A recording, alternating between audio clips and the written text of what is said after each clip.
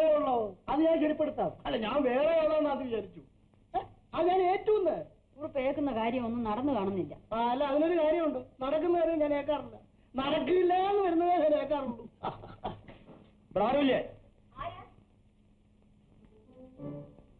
എന്താ ഗോപ? ഇവന് വേഗത്തിൽ ഒരു കല്യാണം കഴിപ്പിച്ചു കൊടുക്കണം കേട്ടോ. അതല്ലെങ്കിലോ ഇവൻ തല്ലുകൊണ്ട് ചത്തുപോകും. നിങ്ങളാരാ? തല്ലം നടക്കുകയാണോ?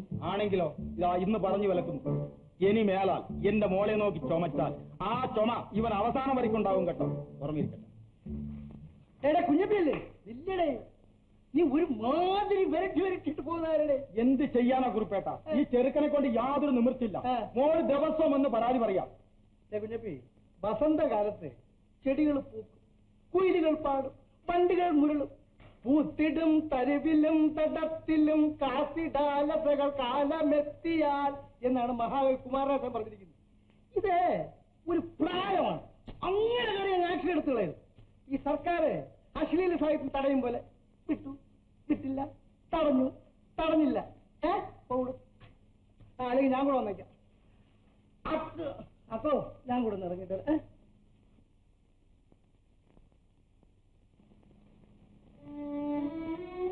എടാ ഗോപ, ഊണ് കഴിക്കാൻ വാ. എനിക്ക് ആരുടെയും ചോറ് വേണ്ട. ആരുടെയും ചോറിനുണ്ടാ? ചേച്ചിന് ചോറല്ലേ? എനിക്ക് വേണ്ടെന്നല്ലേ പറഞ്ഞത്.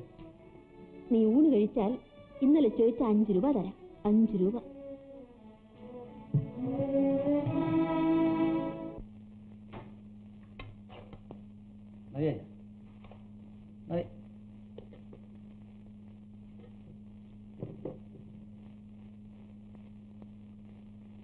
പക്ഷെ ഒഴിക്കാനൊന്നുമില്ലേ? ഞാൻ ഇപ്പൊ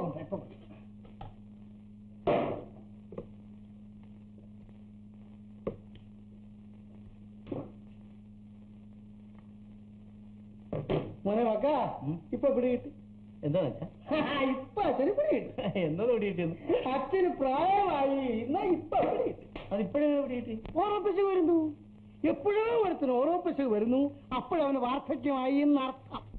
ഓഹോ, ഇത്രേ ഉള്ളോ? അരി വയ്ക്കാനും വിളമ്പാനും എല്ലാം സ്ത്രീകൾക്ക് തന്നെയാണ് ഒരു വാസന. നമ്മൾ പലതും മറന്നുപോകും വച്ചാ.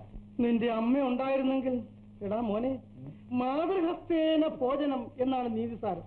പെറ്റ തള്ള ഭക്ഷി വിളമ്പി തന്നാലുള്ള ഒരു പരമാനന്ദം എന്റെ ശ്രീകണ്ഠേശ, മഹാലക്ഷ്മി വിളമ്പി തന്നാലും ആ പരമാനന്ദം ഇല്ല. അതെങ്ങനെയാ? അമ്മ ഉണ്ടായിരുന്നെങ്കിലും വിളമ്പി തന്നാൽ എനിക്കല്ലേ പരമാനന്ദം. അച്ഛൻ അപ്പോഴും അല്ലടാ, ഭാര്യാഹസ്തേന താമ്പൂലം എന്നും നീതിസാരത്തിലുണ്ട്. എനിക്ക് വെറ്റല തീർത്ത് വാങ്ങാമല്ലോ. അച്ഛന്റെ കാർ പോലെ തന്നെ ചിന്താഗതിയും വളരെ പഴഞ്ചനാണ്. നോക്ക് മോനെ, താജ്മഹൽ വളരെ പഴഞ്ചനാണ്. നൂറ്റാണ്ടുകൾ ചെന്നിട്ടും അതിനെ വെല്ലുന്ന ഒരു സൗധം ഈ ലോകത്തുണ്ടായിട്ടില്ല. അച്ഛനെന്നും മകനെന്നുമുള്ള സങ്കല്പം ലോകോത്തര പഴഞ്ചനാണ്. പക്ഷേ അതിന് മാറ്റമില്ല. അത് ശരിയാണ്.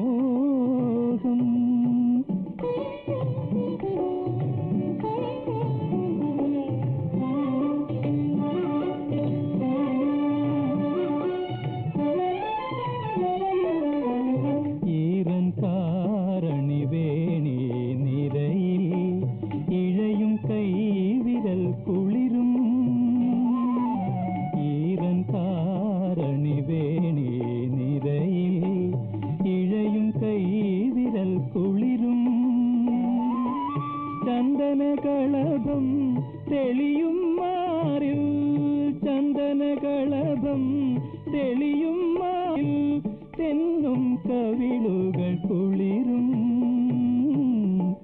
തെന്നും കവിളുകൾ കുളിരും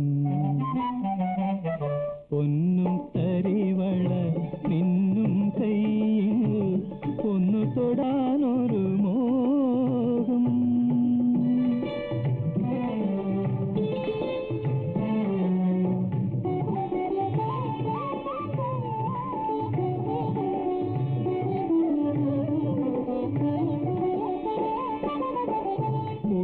പൊന്മലർ മേനിൽ വീഴും പുതുനീർമണിയുടെ ജന്മം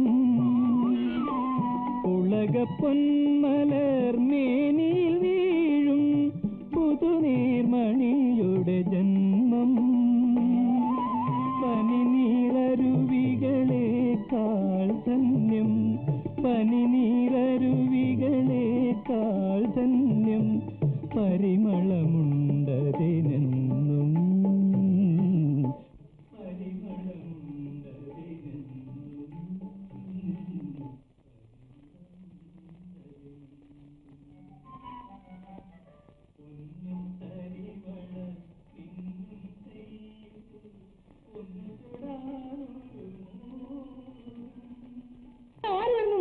ഈ കുയിലേ എന്റെ നൈറ്റിംഗേല് എന്റെ പൊന്നാശാനെ ഒന്ന് വിളിച്ചു. അല്ലെന്ന ആശുപത്രി പോകുന്ന രാധാദേവിയെ അച്ഛനെ ഒന്ന് വിളിച്ചു പറ. ഇപ്പൊ പറഞ്ഞില്ലേ അവള് കൈവിട്ടു പോകും. എന്റെ പൊന്നാശാനന്റെ എന്നെ ഒന്ന് രക്ഷപ്പെടുത്തി. അവളാണോ? ആ വരാൻ പറ. പറയട്ടെ. വരാൻ പറ.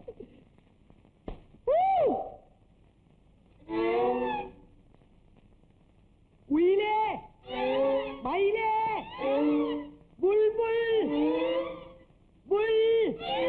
ഒന്ന് ഉറച്ച് വിളിയടേ. ഇവിടെ വരാൻ കുറുപ്പമാവൻ വിളിക്കുന്നു. വാ തന്നെ ഇങ്ങോട്ട് വരാൻ.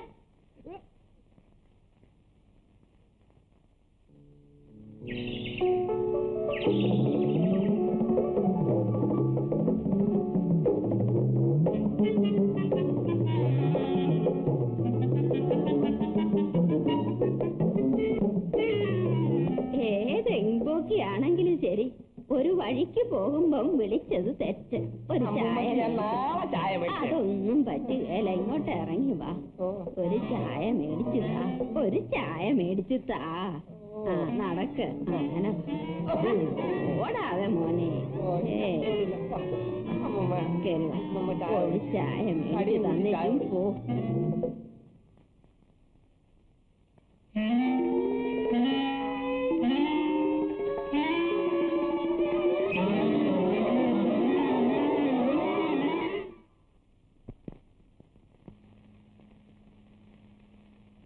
ഞാനിവിടുന്ന് എണീറ്റിട്ട് മോക്കൊരു വിവാഹം ആലോചിക്കണം. ഞാനൊരാളെ നോക്കി വച്ചിട്ടുണ്ട്. ഞാൻ ഇറങ്ങട്ടെ അമ്മാവ? മോളപ്പോ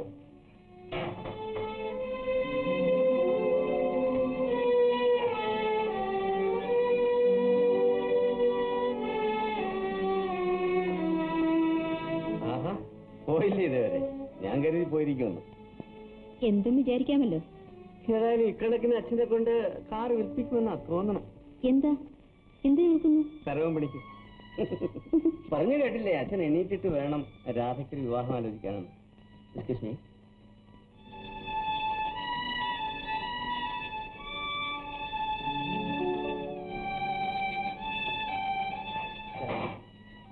എന്റെ അച്ഛനെ ശുശ്രൂഷിച്ച ആളിന് ഒരു കാപ്പിയെങ്കിലും കൊടുക്കണ്ടേ?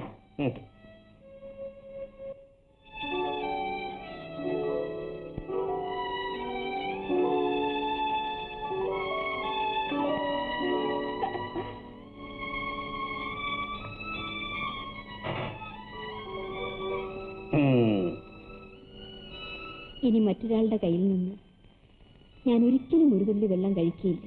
ഞാനിട്ട് കഴിപ്പിക്കുകയില്ല.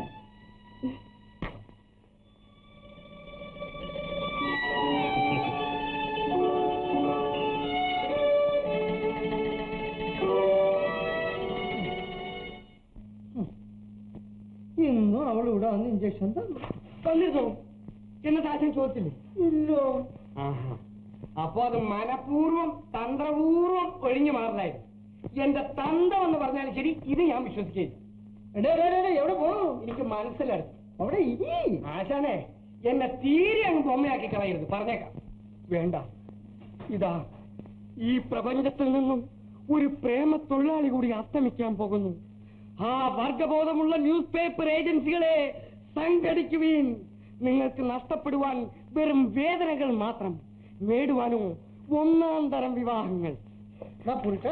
പുരുഷനല്ല, സ്ത്രീ. ആ വഞ്ചനെ, നിന്റെ പേരാണോ ഡ്രൈവർ? നോക്ക്, ഒരുപാട് അസ്ഥിസ്രാജനെ പോലെ സംസാരിച്ചാലുണ്ടല്ലോ. സംസാരിക്കണ്ട ആശാനെ. തലയ്ക്ക് സ്ഥിരയില്ലെങ്കിലും വാക്കിന് സ്ഥിരത വേണം. വാക്ക് മാറ്റി പറയരുത്. മനുഷ്യന് വാക്കല്ലാതെ മറ്റെന്തൊന്നും മാറ്റാൻ പറ്റും? കയ്യോ കാലോ വെട്ടി മാറ്റാൻ ഒക്കും? വാക്കേ മാറ്റാൻ പറ്റും. ഇത് ചതിയാണ്. നിങ്ങൾക്ക് അവിടെ കെട്ടണോ? കെട്ടണോന്ന് നോക്കണ്ട, കെട്ടണോന്ന് വേണം. അതിനുള്ള കരുത്തും കഴിവുമുണ്ടോ? ഇടേ, ഒരു ഭാര്യയെ ഇരുത്തുക എന്ന് പറഞ്ഞാൽ അതിന് പ്രത്യേക കഴിവാണ്. സോക്രട്ടീസിന് കഴിഞ്ഞില്ല, ടോൾസ്റ്റോയ്ക്ക് കഴിഞ്ഞില്ല, വ്യാസിനും വാൽമീകിക്കും കഴിഞ്ഞില്ല, നെപ്പോളിയനും ഹിറ്റ്ലർക്കും കഴിഞ്ഞില്ല, സർവോപരി ഈ തെക്കിനാവരത്ത് പത്മനാഭക്കുറുപ്പിന് കഴിഞ്ഞില്ല. എന്നാൽ ഈ പുരുഷോത്തമന് കഴിഞ്ഞു. എന്ത് വേണം? ഞാൻ വിചാരിച്ചാലും കിട്ടും. എന്തോന്ന്? 2 അണയുടെ എരിവഷം. എടാ മണ്ട, നീ ആ എടപ്പള്ളിയെ പോലെ മണ്ടത്തിനൊന്നും കാണിക്കാതെ. പലരോടും നിനയാതെ ഒരു കാര്യം തുടങ്ങോല എന്നാണ് നീതിസാരം. നീ ഒരു കാര്യം ചെയ്യും, നീ പോയി വിവാഹം ചെയ്ത 2-3 പേരോട് ചോദിക്കും, എന്താണ് വിവാഹം നല്ലതോ ചീത്തയോ? അതിൽ 2 പേരെങ്കിലും നല്ലതെന്ന് പറഞ്ഞാൽ അപ്പം ഞാൻ നടത്തില്ല. തീർച്ച.